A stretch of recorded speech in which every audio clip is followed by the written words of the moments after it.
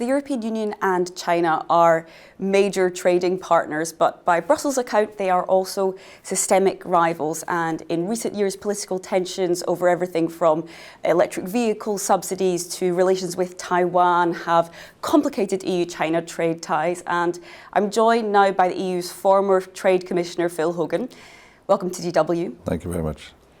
Phil Hogan, we have seen in recent years what seems to be a hardening in attitudes and policies toward China from the EU's perspective. We've seen recently, for example, announced a probe into electric vehicle subsidies. We've also seen an anti-coercion trade instrument put on the table. What do you make of this more seemingly sceptical stance? Well, I suppose the backdrop to this is the fact that we have a very open single market in the European Union. Of course, it's the envy of the world. And at times we have seen that there has been state-owned enterprises in China subsidizing companies in order to compete with European companies in our single market. And as Trade Commissioner in the past, I saw this at first hand, and we have remedies for all of these issues and these disputes because we put additional tariffs on them. And this latest development, I suppose, is an extension of that philosophy that we need to guard the single market jealously. And so when you see, for example, Beijing hitting back at this recent probe announced into electric vehicles, calling it basically an excuse for protectionism on behalf of the European Union, what do you make of that criticism? No, well, the fact that we're doing more trade with China than ever before in 2022, the fact that the United States is doing more trade with China in 2022 is a demonstration that there's an openness to do business between both blocs. But at the same time, we are looking at the newfound philosophy of de-risking, which is the word that, rather than decoupling, that's used now. And de-risking means that we're going to protect critical infrastructure in respect of our security issues. And we've always done that, but we're going to pay more attention to it now. And the geopolitics of what's happening in Ukraine, I suppose, and the linkages between China and Russia all feed into this political narrative about watching what is happening from a security point of view with various companies in respect of China. Well, you mentioned that word de-risking. It's definitely a buzzword here in Brussels. You tried to give me a definition for it there, but I think others would definitely struggle, and even yours is perhaps a bit not that precise, right? What does it actually mean? And when you say we've always been doing it, well, has the European Union done enough of it? If now, they suddenly have to really look at diversifying trade ties away from China, particularly in areas, for example, critical raw materials. Has there been enough done, and what do you see in the future in terms of what this word de-risking could actually mean in practice? Well, I suppose Europe was coming on a lot of pressure from the United States in order to decouple from China. And I'm glad that that didn't happen. And I'm glad that now we have used the word de-risking. And de-risking, I suppose, is a word that actually demonstrates to everybody that we're prepared to watch carefully the critical infrastructure of the European Union from a security point of view.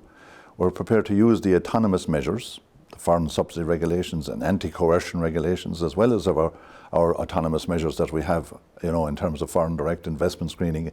All of those policy instruments are available to the European Union in order to assess inward investment and to make sure that we are not competing unfairly in an unsystemic way, as has been described in the past.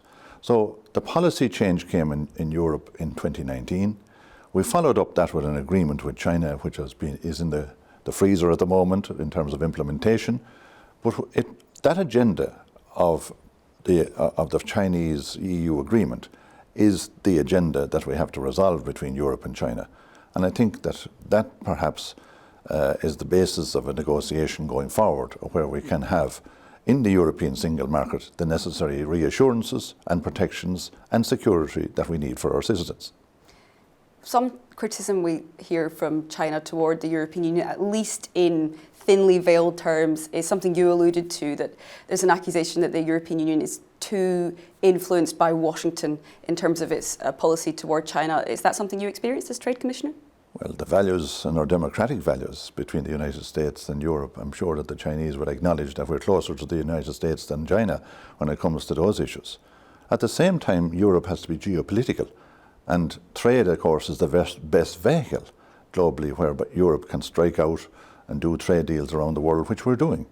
But we are doing a large amount of trade with China. In fact, the highest value of trade ever in 2022, the same as the United States, ironically.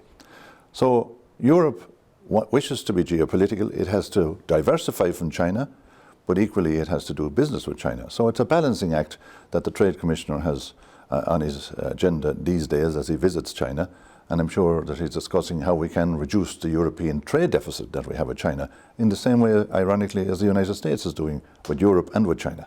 You mentioned the EU-China investment agreement initially struck back in 2020, now deep in the freezer amid political tensions and exchange of sanctions, for example. Is there any way you could see that being revived? Not in the short term. I think China has to come a long ways towards reassuring the European Union that it is serious about, the policy content of that agreement and the, various chapters of that agreement in terms of implementation. And I don't see that happening in the short term. And can you see it happening in the long term? Well, look, a lot has changed in the last year and a half since the war in Ukraine broke out arising from the Russian invasion.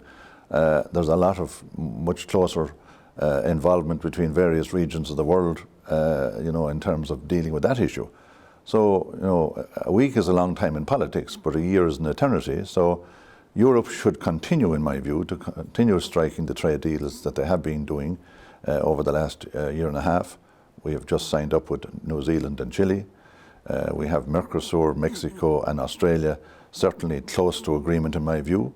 Between now and the end of the year, I hope that we will make agreements with Australia, but also we'll make an agreement with Mercosur and Mexico about implementation.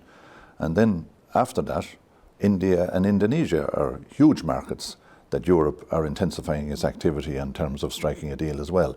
So Europe is open for business. It's been very geopolitical, and trade is the basis of which we will do that. And trade is the basis of where we'll be, acknowledged as geopolitical or not. Phil Hogan, your assessment that there might be a trade deal struck with Mercosur finalised by the end of the year, I think many would call pretty optimistic. There's been quite a lot of disagreements over that, particularly kind of environmental protection clauses.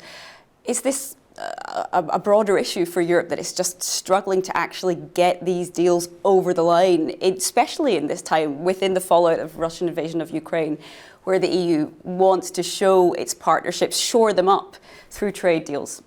I think it's important for Europe that we diversify away from the concentration of certain product development in various markets globally. And this is an opportunity with South America. This will be the first deal that the South American countries will have done with any other region in the world. And I don't think we should miss that opportunity.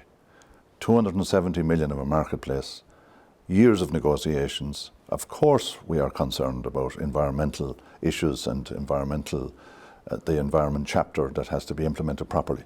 But I am very heartened by the recent engagement, particularly by Brazil, to ensure that under their presidency that we will have progress, and hopefully that progress between now and the end of the year will mean a deal between Mercosur countries and the European Union.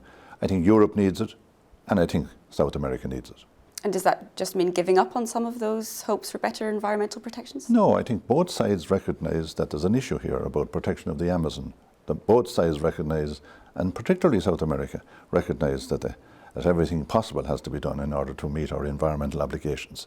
The question is about implementation, and those technical discussions that have been ongoing for the past few months, in my view, will bear fruit, and we will get an understanding of how best to implement those measures, whilst at the same time respecting the sovereign right of the countries of South America to run their own affairs in terms of policy.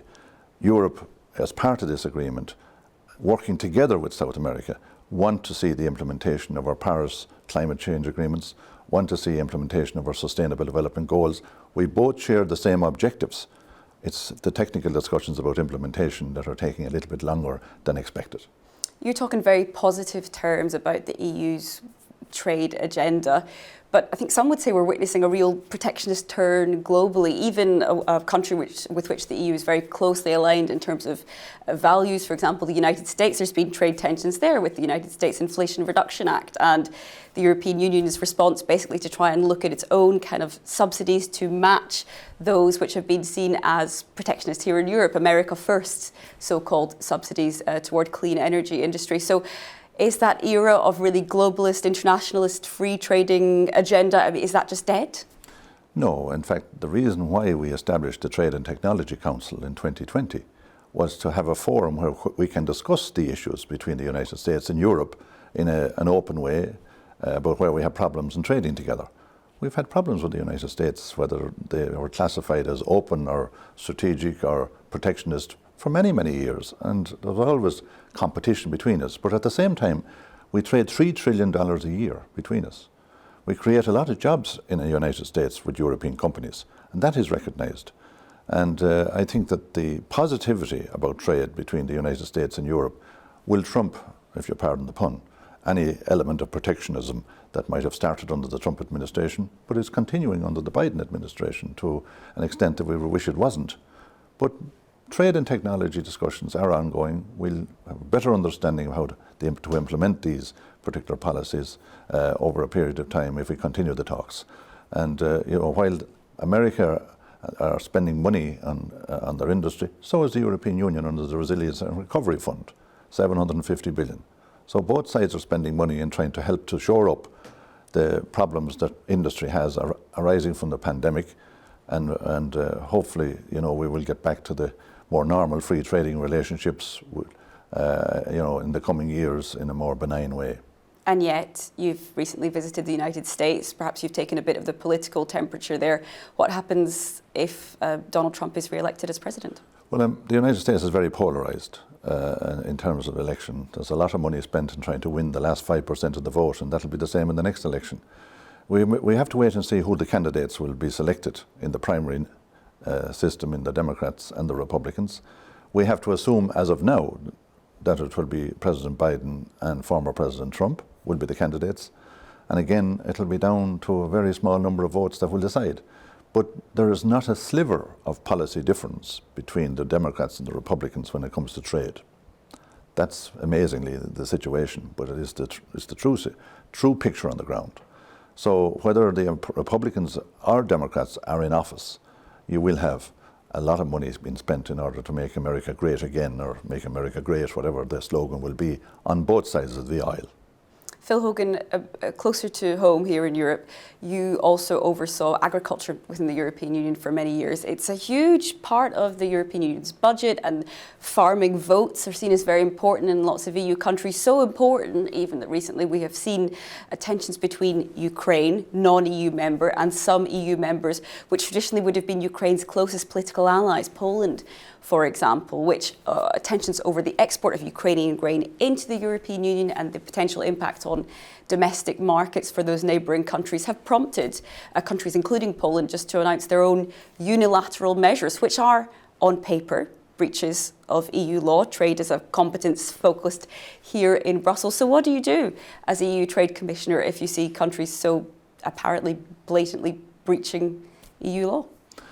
Well, I suppose the latest developments in Russia and the Russian invasion of Ukraine has certainly put a light on the challenges that Europe will have in the context of enlargement of the European Union in the years ahead.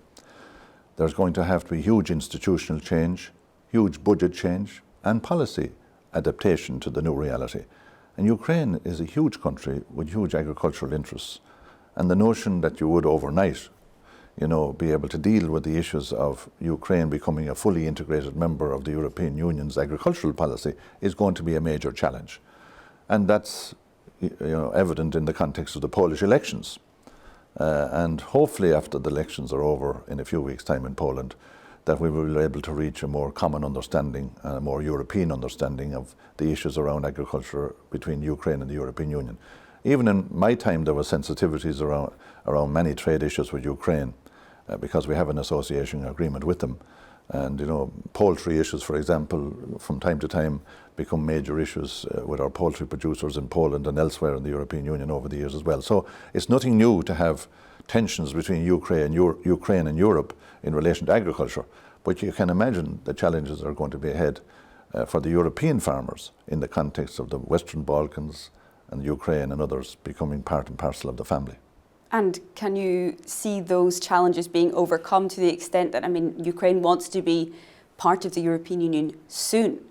This discussion on how to really tackle enlargement by looking internally within the European Union, what has to be done to get there? Can you see that being resolved? Well, I think the European Union has to reach out to our neighbours, if they wish to become part of the European family, we have to do everything possible to facilitate that. I am very much in favour of the expansion of the European Union and bringing into our fold, into our European fold, countries that otherwise could go into a different fold that we may not like. And at the end of the day, politics is about the art of the possible. And I expect that the existing member states will stretch themselves, and their citizens will stretch themselves to ensure that we have our neighbourhood in a less tense place, but in a more positive place within the European family. You mentioned into someone else's fold. You're alluding to Russia. Russia's war in Ukraine continues to rage on the ground, and the EU has taken pretty significant trade measures, several rounds of sanctions to diversify away from Russia, but also, of course, to punish Moscow for its invasion of Ukraine. Kyiv would like to see those measures go even further. We've heard, for example, in the past, a demand for an embargo also on natural gas from Russia. There have been EU trade embargoes already on coal, for example, on oil to a certain extent at least. Do you think that trade measures could go even further here in terms of sanctioning Russia and in terms of aligning with what Kyiv would really like to see? Well, I think Kyiv and Ukraine should be very pleased with the fact that the European Union stands united with Ukraine against Russian aggression. That wasn't always a given at the beginning of the war. People thought that maybe one or two member states might have a difficulty in signing up to a lot of the implementation of policy and implementation of actions that we see taken by the European Union with our NATO allies in order to ensure that Ukraine has the best possible prospect of winning the war. And that will continue, I expect, into the future. In relation to, what the ambitions of Kyiv have about further, assistance and help, of course, they will expect to have a very ambitious agenda in respect of what others would like them to do. But I think the latest developments from the United States, where they're going to send long-range missiles to Ukraine, should be a major boost to them and give great support to Ukraine in terms of even making further advances in the east, particularly in the occupied territories around Donetsk. So I would be optimistic, based on what I hear and based on what I see, that Ukraine will prevail with the help of the European Union, and Europe should be very proud of the way that they stood united against this, unnecessary aggression by Russia and the great support that they are giving the Ukrainian people. And what about the implementation of current sanctions? Well, I think that we should see better implementation. Many member states are dragging their feet in relation to the full implementation of the sanctions packages. And such as? I'm not going to name names. I think that the sanctions, are well evaluated by the European Union through David O'Sullivan and his team, and they are visiting member states and in touch with them regularly in order to see the full implementation of those measures. I think that's what creates a little bit of frustration, that some member states are doing more than others in order to punish the Russians, I suppose, effectively for the way that they have behaved. Phil Hogan, about yourself, let's acknowledge the elephant in the room here. You also stepped down from your role as Trade Commissioner, one of the most powerful roles there is really here in Brussels, amid a scandal over COVID rules at the time. Since then, at least the emergency phase of COVID-19 pandemic has been declared more or less over by the World Health Organization, and there have been other more high-profile breaches of COVID rules since then. So do you think within that context it might be time for you to make a political comeback?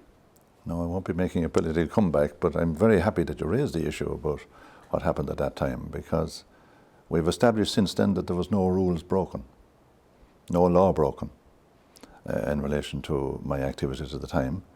It took an Irish court proceedings in order to establish that. Probably, if I had got a process in Brussels, we might have been able to establish that before that court case in the Irish legal system. But anyway, this is all history now. I've moved on to become a consultant to businesses, in Europe and beyond, and I'm enjoying this phase of my life, and I will not be making a political comeback. Phil Hogan, thank you so much for speaking to DW. Welcome.